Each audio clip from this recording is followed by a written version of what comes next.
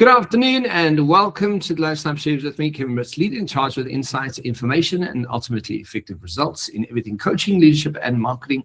Please remember to like and share and help us grow our channels even further. Joining me now, leadership and marketing segment, Mr.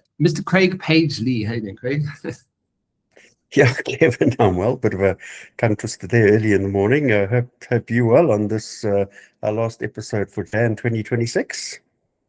Yeah, I know we always talk about the time, how time flies, but just yesterday, I was kind of like giving presents out and stuff. Yeah, it's very good.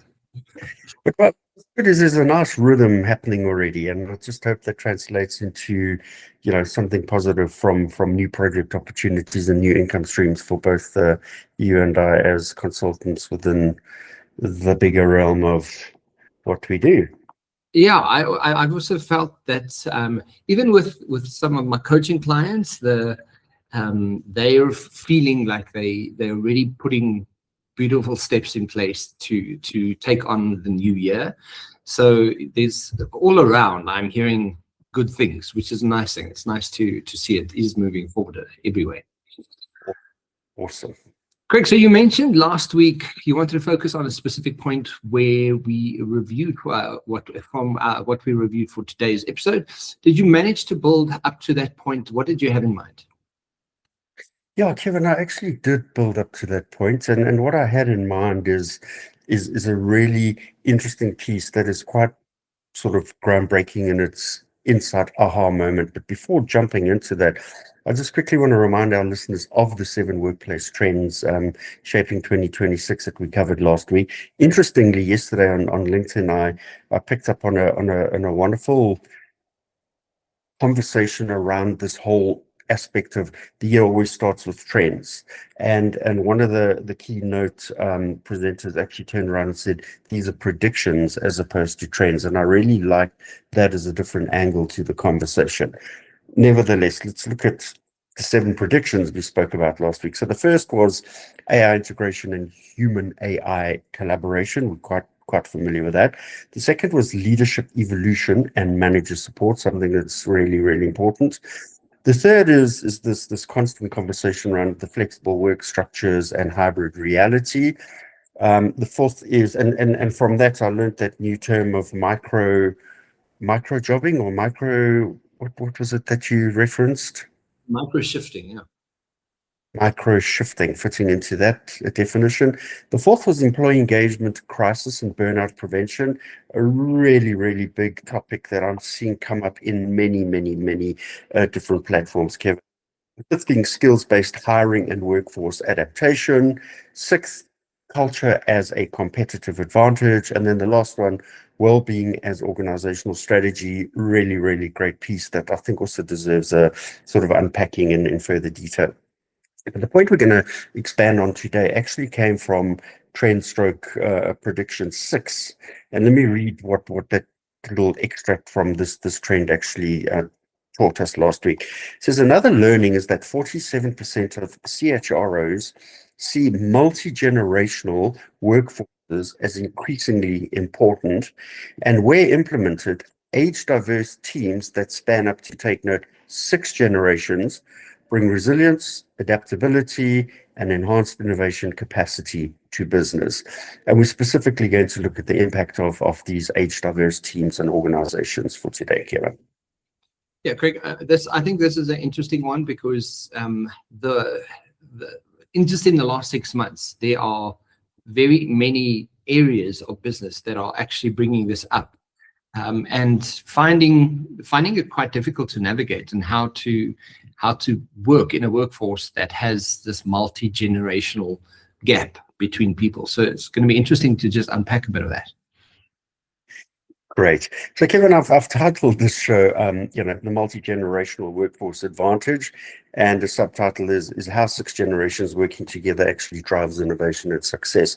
But what's really important to note about this topic, Kevin, is that it's probably one of the most fascinating workplace dynamics of recent times. As take note of this, it's the first time in modern history that we actually see 6 generations working side by side. I was able to source a hell of a lot of content on this topic, and I've structured it around 2 episodes. And the first for today's discussion is really to set the context to each of the generational groups, including actually what they bring to the workforce, and this is really important to understand. And then the second for next week's episode will cover the actual competitive advantage for these multi-generational teams, and there's some wonderful practical leadership strategies and actually this collective diversity, Kevin. So let's start by exploring each generation, moving from the silent generation, which I actually got listed, to Generation Alpha, which is really the young guys, biting at our ankles, and we experience that they bring, followed by some practical strategies for leaders to really plug in, and then that's the piece we'll pick up on next week. So I also want to define each of the generations, just giving a sense of the time span and reference one or two leaders from each generation so we can actually start building this mental puzzle to see how these 6 generations can actually work side by side in diminishing age. So the first generation, silent generation, and these folk were born between 1928 and 1945. Having experienced the Second World War, they were in the ages of 81 to 98 during this particular year. And members of this generation sit on boards and act as independent advisors in many organizations. Warren Buffett and Rupert Murdoch are business leaders from this generation. You're familiar with both the names. Next is the baby boomers, born between 46 and 64. They will turn either 62 to 80 in 2026. Bill Gates and Richard Branson are business leaders from this generation. Then we have Gen X, born between 65 and 80. That's where I plug into, and I think you probably do as well, aging between 46 to 61 in 2026. Elon Musk and Jack Dorsey are business leaders from this generation. Then we have our millennials, born between 81 and 6, aged 30 to 45 in 2026. Mark Zuckerberg and Melanie Perks are business leaders from this generation. Next is Gen Z, born between 1997 and 2012, aged between 14 to 29 during this year.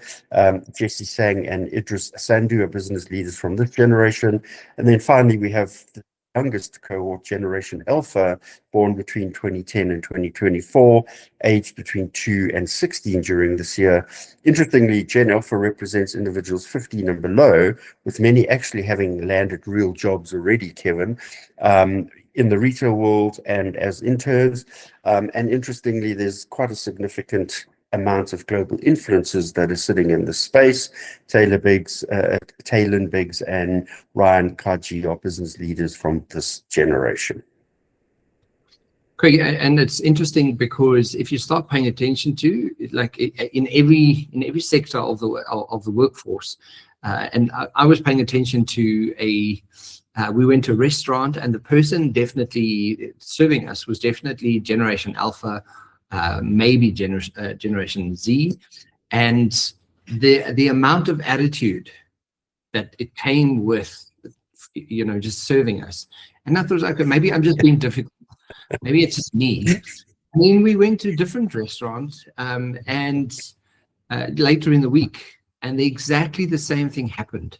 Like, and when I say attitude, it's you're kind of doing this job because it's your last resort kind of job, and it's almost like there's this weird attitude that comes with being this age group at the moment, because you're like, and it's going to be interesting for me. I'm paying attention to it in this way because how does one have those people in a workforce when they are quite unruly and quite dogmatic in how they want things done and what's important to them? And so from a human behavioral perspective, it's going to be interesting to see what people do to actually help, support these generations that are actually quite difficult, in my opinion.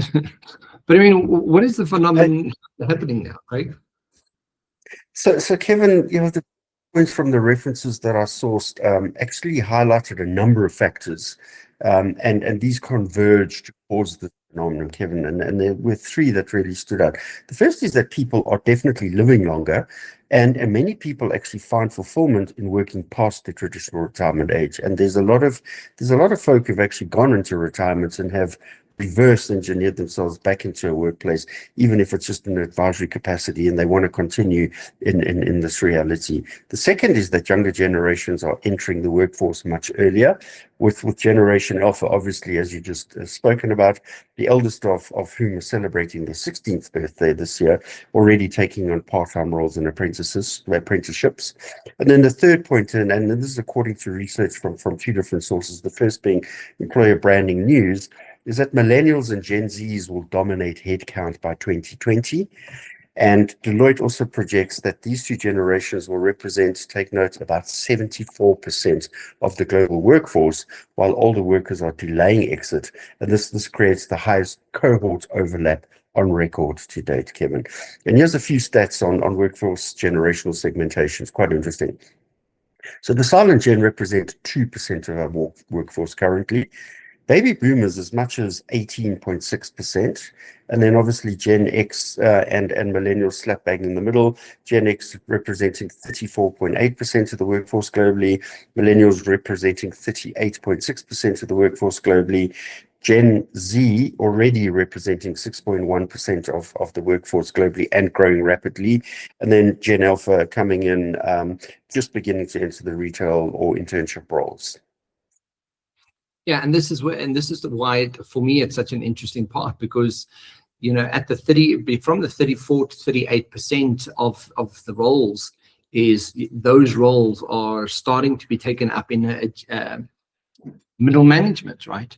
And yes. So they really starting to get their own voices. They're getting into leadership positions. So how they lead and how they actually help an organization move forward is really interesting to me. So it's because they're quite unique in their approaches. So I'm looking forward to that. Can you take us through what each generation brings to the workforce, Craig? Yeah, Kevin, absolutely. And then starting with the oldest cohort, silent generation, again, born between 1928 and 1945, for which we know most members are already retired. Some remain in the advisory positions, as I mentioned, or actually part-time roles, especially those with a deep passion for their profession. Frank Gehry is probably one of the preeminent architects of the world. He was practicing right up till last year. What does this generation bring, Kevin? Well, they bring institutional knowledge, so their decades of experience and institutional memory actually help guide decision making and maintain an organized continuity in these businesses. The second piece here is that they bring mentorship excellence, and I really like this as a concept, and they serve as invaluable mentors and advisors to the younger generations. It'll be interesting to get their points of view on how they grapple with the Gen Alpha. The historical perspective is another aspect that they bring, understanding how organizations have navigated previous crises and transformations.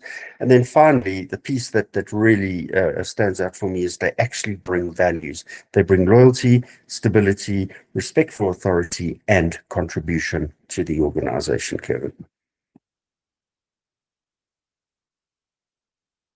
Moving to the next, our baby boomers. Yeah. 46 to 64, this generation are gradually retiring, but still occupying good leadership positions, and they are definitely playing key organizational roles.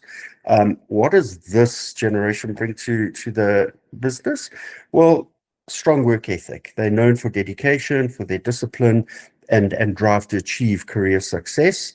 They bring great leadership experience, often in senior positions with extensive management expertise. They also bring relationship building with deep professional networks and relationship management skills. And a really great concept is, their capabilities, they bring adaptability. Despite the stereotypes, Google research shows that they actually spend much more time online and across devices than credited with, and with early adopter attitudes to learning new technologies. And lastly, succession planning wisdom, which again is a great contribution to an organization, understanding the legacy and knowledge of transfer. An interesting point over here, Kevin, is that 56% of baby boomers prioritize work-life balance, and they desire purposeful in-person work more than the younger generations. They're not resistant to change. They just want to understand the why behind the change. Yeah, great to see that they were the first to really bring the work-life balance conversation to the fore. Yeah, and Craig, and what I've noticed about our generation, and maybe a little bit older than us, is there is still a strong ethical kind of approach to, doing hard work and doing your best. And we hold that very, very obviously significant to how to do work and how to go about it.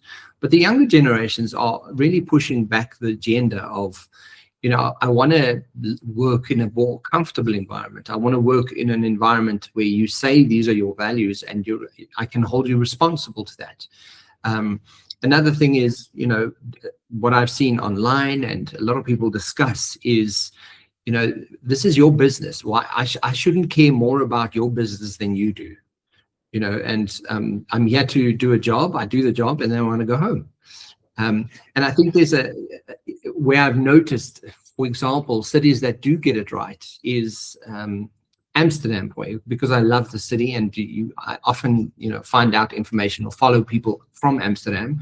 And the number one thing that they do there is work-life balance. They are very, very strict work-life balance. Other countries like South Africa, we work because we work, and we have to, and it needs to get done. Where in that country, yes, it's a very different country, but there are fundamentals that they stay true to, and the country flourishes because of it, and they've really they've got some special sauce happening at the moment, because the way that they're going about having successful companies. I mean, some of those companies are working on a 4-day weekend, a 4-day week, so they can have longer weekends.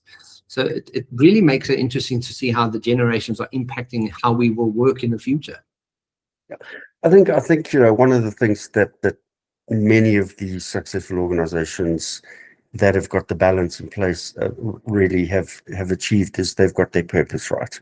They've clearly understood what the purpose of the business is, why they're doing what they're doing, what contribution they make to society. And that interestingly leads to that whole point around the baby boomer gen, where they understand they're not resistant to change. They just need to understand the why behind it. And if the purpose aligns with their own personal values, then they're leaning into it. And those countries, Northern European countries, definitely exist and manage themselves in a different way, and they've all got purpose behind it. Well, that's my opinion anyway. Yeah. Moving to the third generation, which is Generation X. These are folk born between 1965 and 80. As I say, this is where we plug in. This generation represents the 34.8% of the workforce, and these are the individuals that are now starting to take over leadership roles, and they're often called the bridge generation for this very reason. So as the boomers are leaving, the new leaders are entering the workplace. And the key point to note here, Kevin, is that Generation X faces a unique career challenge.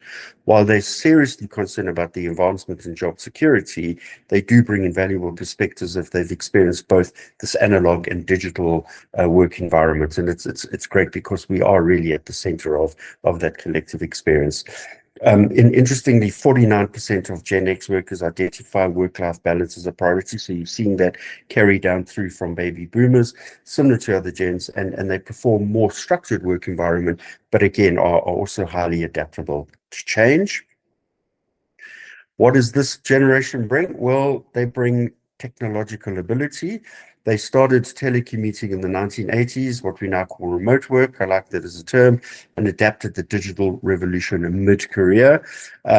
They bring independence and self-resilience, and they're known as this latchkey generation where they're comfortable working autonomously. They bring pragmatic problem solving, very important, and they focus on results and efficiency. They bring generational translation. They can relate both to the boomers and the young millennials. So really important, a contribution to the middle management of any organization. And this makes them very much effective mediators.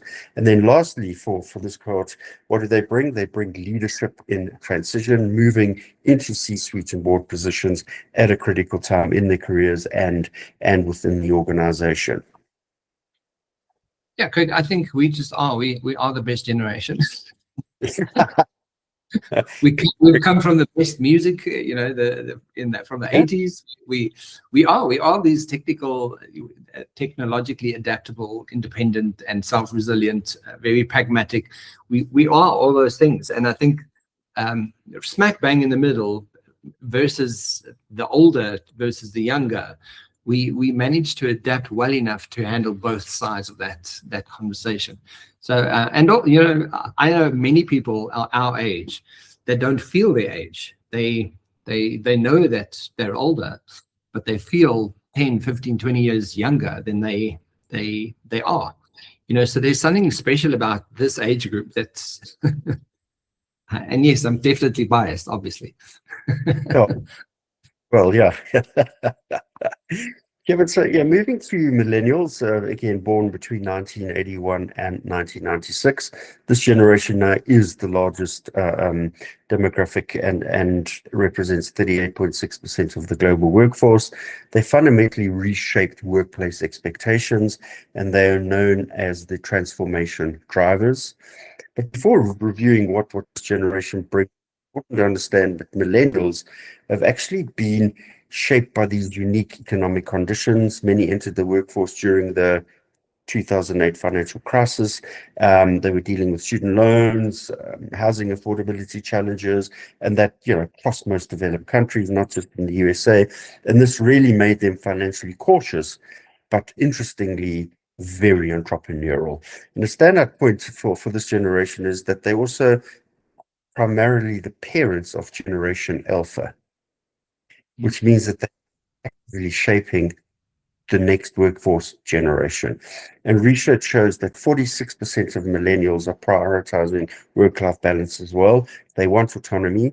They want to be able to choose when and where they work, and they've driven the shift towards this whole flexible workplace arrangement. So the flexibility aspect coming through in our Gen X is really now just been taken to the next level, where they're actually driving the need for flexible workspace, Kevin.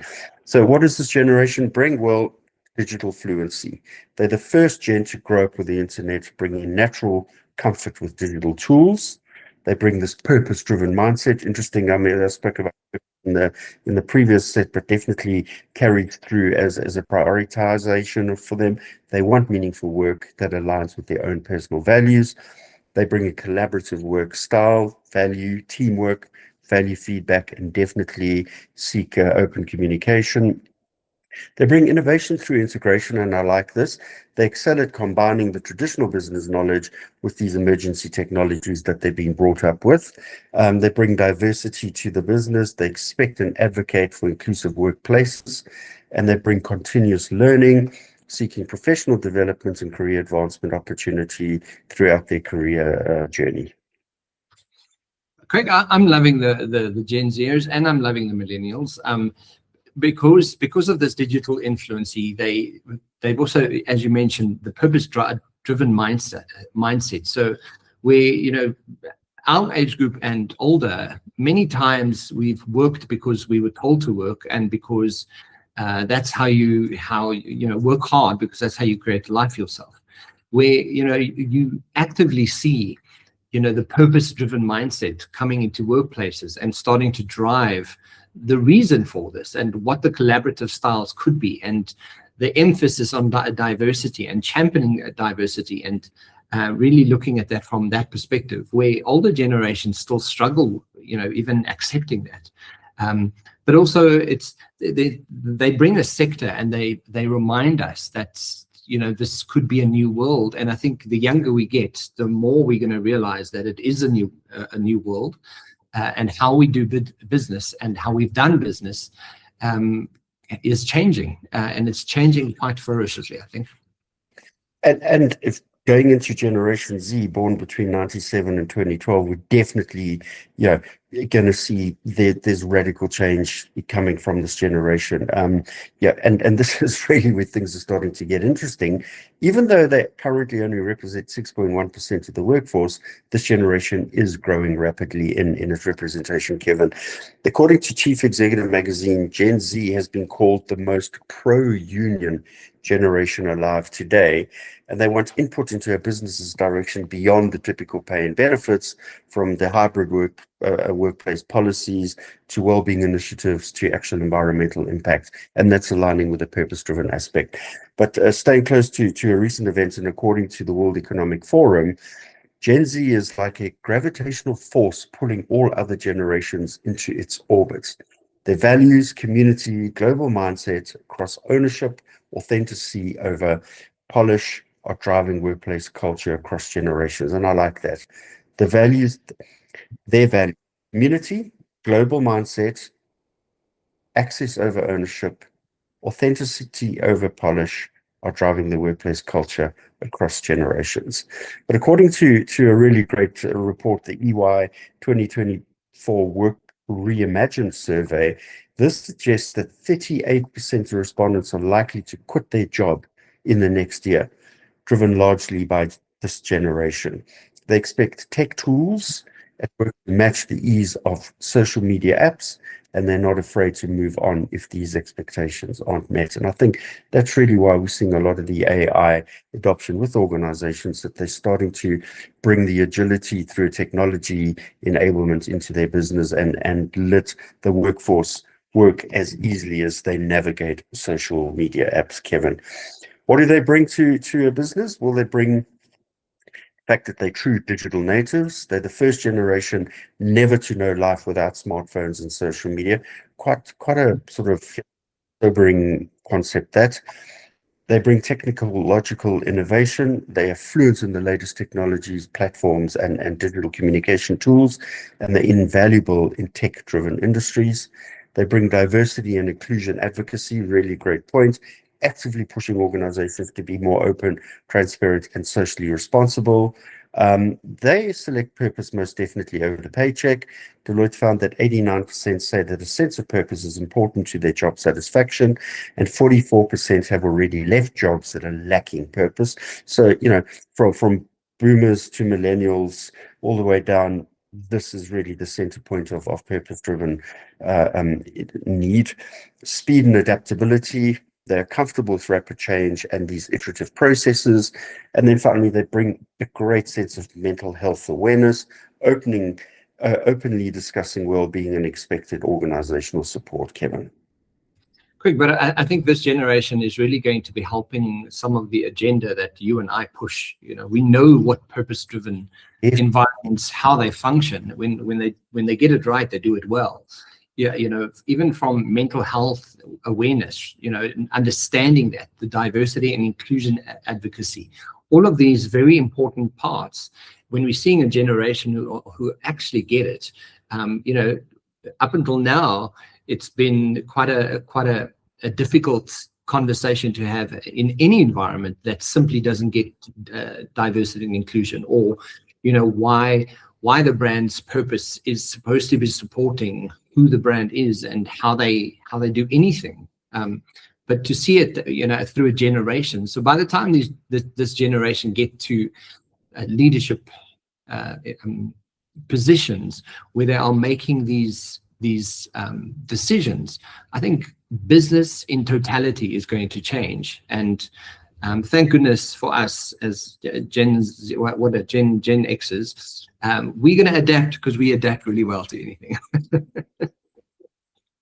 What's interesting about the point you just made, Kevin, is there was, for a period of time, half a decade at least, of real hyper focus around the DEI positioning, and organizations putting a lot of spend and effort into bringing DEI on to the boardroom table, in essence. But some statements by our great American leader a little while ago really negated some of that, and you've seen some big organizations actually reverse the efforts and investment into the DEI space and taking it off the boardroom agenda, which is a bit concerning. Nevertheless, let's move to the sixth generation, which is our challenger generation, Generation Alpha, born between 2010 and 2024-25. This generation is well known as the AI natives. And interestingly, yeah, from a generation that was born straight into technology, this generation is born straight into AI. To start off with, Kevin, this generation is just entering the workforce, as I mentioned earlier, with the eldest turning 16 this year. They're already landing those retail jobs, whether cashiers, whether shelf packers, or in the food services businesses, and a lot of them are stepping into internship roles, often in the practical technical fields. By size, Kevin, Gen Alpha is large and expected to reach 2 billion globally. They are fundamentally different, being the first generation born entirely in the 21st century. So a lot of firsts in this conversation. First to be born entirely in the 21st century. Research predicts that 65% of Gen Alpha will work in jobs that actually don't exist today, Kevin. A lot of them will be informed by AI.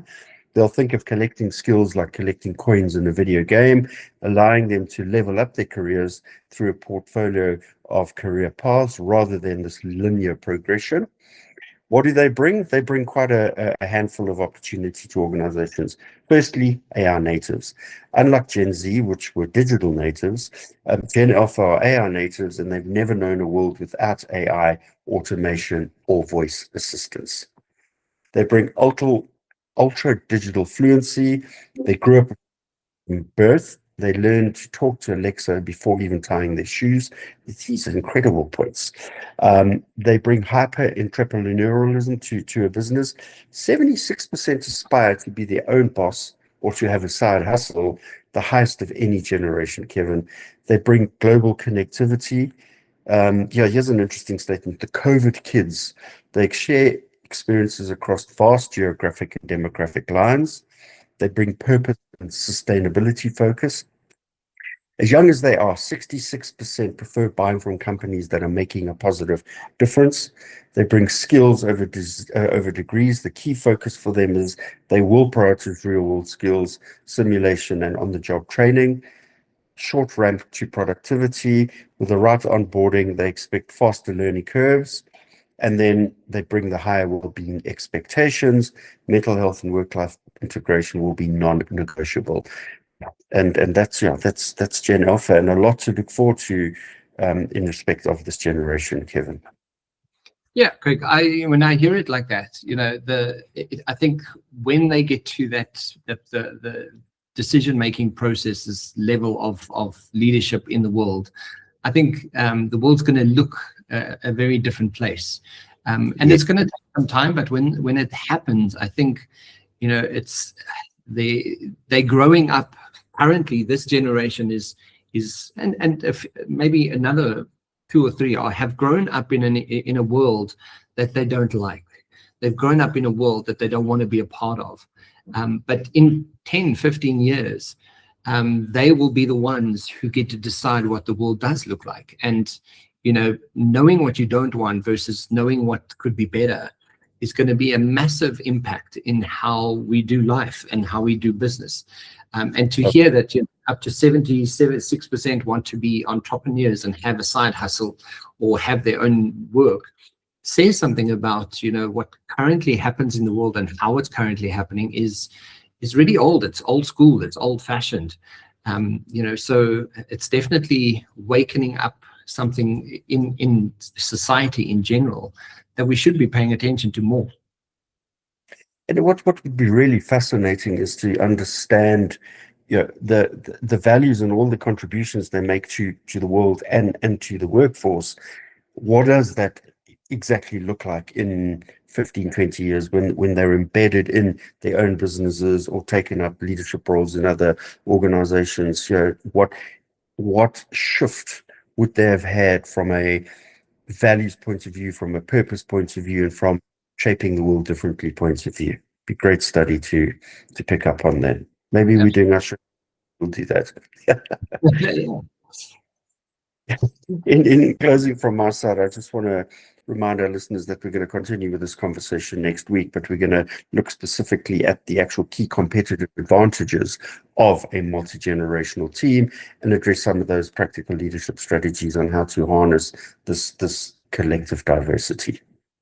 Yeah, I'm looking forward to that, Greg. And it's just hearing what some of the obvious descriptions that we've been given about these generations. It's exciting to hear what could come from that. So I'm looking forward to that.